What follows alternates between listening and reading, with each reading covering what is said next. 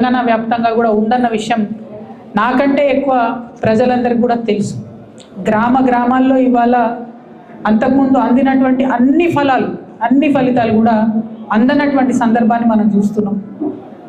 అంతకుముందు గవర్నమెంట్ హాస్పిటల్కి పోండి, ప్రసూతి కోసం గవర్నమెంట్ హాస్పిటల్ మంచిగా చేసినాం, కేసీఆర్ కిట్లు ఇచ్చినామని చెప్పి పెద్ద ఎత్తున మహిళల్ని మనం ప్రోత్సహిస్తే ఇప్పుడు కనీసం హాస్పిటల్లో పోలేని పరిస్థితి, మళ్ళీ ప్రైవేట్ దవాఖానలకు మహిళలు పోతున్నటువంటి సందర్భం. ఒకటి కాదు, రెండు కాదు, తెలంగాణ తెచ్చుకున్నటువంటి 10 సంవత్సరాల్లో వచ్చినటువంటి ఫలితాలు ఏవి కూడా మళ్ళీ ప్రజలకు అందనటువంటి ఒక పరిస్థితిని తెలంగాణ వ్యాప్తంగా చూస్తూ ఉన్నాం.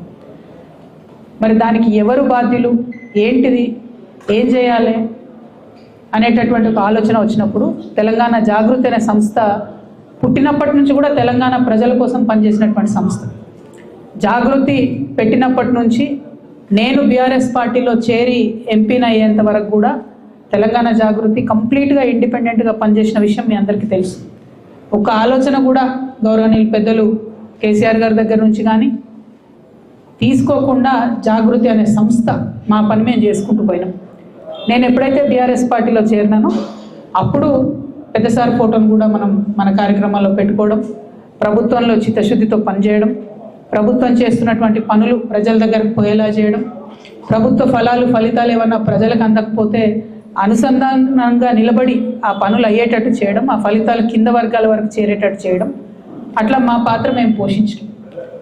సరే, ఇప్పుడున్నటువంటి సందర్భంలో బీఆర్ఎస్ పార్టీ నుండి మరి నన్ను సస్పెండ్ చేయడం, తదనంతర పరిణామాలన్నీ కూడా మీరు చూస్తున్నారు. ఈ సస్పెన్షన్కి దారితీసినటువంటి అంశాలు ఏంటి అని ఆలోచన చేస్తే, ఒక తెలంగాణ ఆడబిడ్డగా మొదటి నుంచి కూడా నేను కొంత ఆలోచన ఉన్నటువంటి వ్యక్తి, కొంత సమాజం పట్ల కన్సర్న్ ఉన్నటువంటి వ్యక్తి. కన్సర్న్ ఉండబట్టే తెలంగాణ ఉద్యమంలోకి వచ్చినాం. కన్సర్న్ ఉండబట్టే ఆనాడు రాష్ట్రం వస్తుందో రాదో తెలియకపోయినా పేగులు తెగేలాగా తెలంగాణ కోసం కొట్లాడినాం. అనేక కార్యక్రమాలు తీసుకున్నాం, ఒకటి కాదు, రెండు కాదు. ఆ కన్సర్న్ ఉంది కాబట్టే ఒక మాట చెప్పిన నేను, భౌగోళిక తెలంగాణ మనం సాధించుకున్నాం, సామాజిక తెలంగాణ సాధించుకోలేదు అని. సామాజిక తెలంగాణ అంటే అర్థమైంది, ప్రతి ఒక్కరికి సమాన అవకాశాలు రావాలి, ప్రతి ఒక్కరికి సమాన ప్రాధాన్యతలు లభించాలి. అది ఆర్థికంగా కావచ్చు, రాజకీయంగా కావచ్చు, సామాజికంగా కావచ్చు. దీనిలో తప్పేముంది? అదేదో పెద్ద తప్పు మాట్లాడినట్టుగా చిత్రీకరించి నన్ను బీఆర్ఎస్ పార్టీ నుండి బయటకు వెళ్ళగొట్టే వరకు కూడా కుట్రలు జరిగింది. ఆనాడు నేను బీఆర్ఎస్ పార్టీలో ఉన్నప్పుడు ఏదైతే అన్నానో నేను ఇవాళ కూడా అదే అంటున్నాను. భౌగోళిక తెలంగాణ సాధించుకున్నాం, సామాజిక తెలంగాణ సాధించుకోవాల్సి ఉన్నది. ఆ సామాజిక తెలంగాణ సాధన కోసం తెలంగాణ జాగృతి ఖచ్చితంగా కట్టుబడి ముందుకు నడుస్తుంది. సామాజిక తెలంగాణ అంటే ఒక బీసీలది కాదు, ఒక ఎస్సీలది కాదు, ఒక ఎస్టీలది కాదు, అందరిది. ఓసీలలో ఉన్న పేదవాళ్ళది, మా మహిళలది, మా ఆడబిడ్డలది, మా యువకులది, మైనార్టీలది, ఎస్సీలది, ఎస్టీలది, బీసీలది, అందరిది. అందరికీ వారికి రావాల్సిన హక్కులు రావాలి. ఇవాళ వస్తున్నాయా, అందుతున్నాయా అందరికీ అన్ని ఫలితాలు? చూస్తున్నామా ఎక్కడన్నా? కాబట్టి సామాజిక తెలంగాణ అంటే అదేదో నినాదం కాదు, అది ఒక విధానపరమైనటువంటి నిర్ణయం ఇవాళ తెలంగాణ జాగృతి తీసుకున్నారు. ఈ విధానపరమైనటువంటి నిర్ణయం మేము ఉన్నన్ని రోజులు తెలంగాణ సమాజం కోసం పనిచేస్తూనే ఉంటాం. అన్ని లేయర్స్లో, అన్ని చోట్ల, అన్ని వర్గాలకు సంబంధించినటువంటి ప్రజలను కూడా అడ్రస్ చేస్తూ సామాజిక తెలంగాణ కోసం కట్టుబడి ఉంటాం, దానికోసం పనిచేస్తాం. అయితే ఇవాళ ఒక మాట మీకు చెప్పాలి. మనం చూసినాం, ప్రజలే గురువులు, ప్రజలకు మించిన గురువులే లేరు. పెద్ద పెద్ద నాయకులు అనేటోళ్ళను ఓడగొట్టి ఇంట్లో కూర్చోబెట్టిన ప్రజలే. సామాన్యులు వీళ్ళు ఏం గెలుస్తారులే అనుకున్న వాళ్ళని తీసుకుపోయి అధికారాల్లో అందలా ఎక్కించింది ప్రజలే.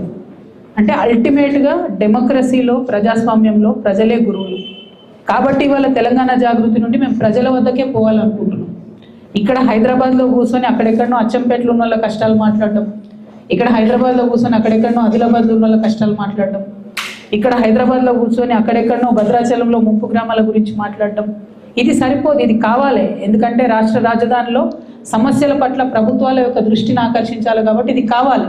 కానీ దీనికి మించి క్షేత్రస్థాయిలో వెళ్ళి ఆ ప్రజలను కలిసి వాళ్ళతో మమేకమై వారికి ఏం కావాలి అని తెలుసుకొని దాని మీద పోరాటం చేయాల్సిన అవసరం కూడా ఉన్నది. ఎట్ ద సేమ్ టైం మీ అందరికీ తెలుసు, మన తెలంగాణ సమాజం ఆలోచన పరుల సమాజం. ప్రతి గ్రామంలో, ప్రతి పల్లెలో, ప్రతి పట్టణంలో, ప్రతి మండల కేంద్రంలో, ప్రతి జిల్లాలో ఆలోచన పరులు ఉంటారు మన వాళ్ళు. ఎక్కువ శాతం మనసుతో ఆలోచిస్తారు, సానుభూతితో ఆలోచిస్తారు, అందరు బాగుండాలని ఆలోచిస్తారు. మన తెలంగాణ వాళ్ళు మంచి మంచి మేధావులు ఉన్నారు, వరల్డ్ క్లాస్ రెనోవేట్ పొందినటువంటి మేధావులు కూడా ఉన్నారు. ఈ ప్రయత్నంలో తెలంగాణ జాగృతి ప్రతి జిల్లాలో 2 రోజులు ఉండి ఆ జిల్లాల్లో ఉండే, ఆ మండలాల్లో ఉండే మేధావులని, నాయకులని, కార్యకర్తల్ని, ప్రజలని, మహిళల్ని, యూత్ని అందరినీ కూడా కలుస్తాం, అందరితో కూడా మాట్లాడతాం, అందరితో కూడా సమాలోచన చేస్తాం, ఆలోచనలు పంచుకుంటాం. దాని నుండి ఒక సొల్యూషన్ ఖచ్చితంగా వస్తుంది.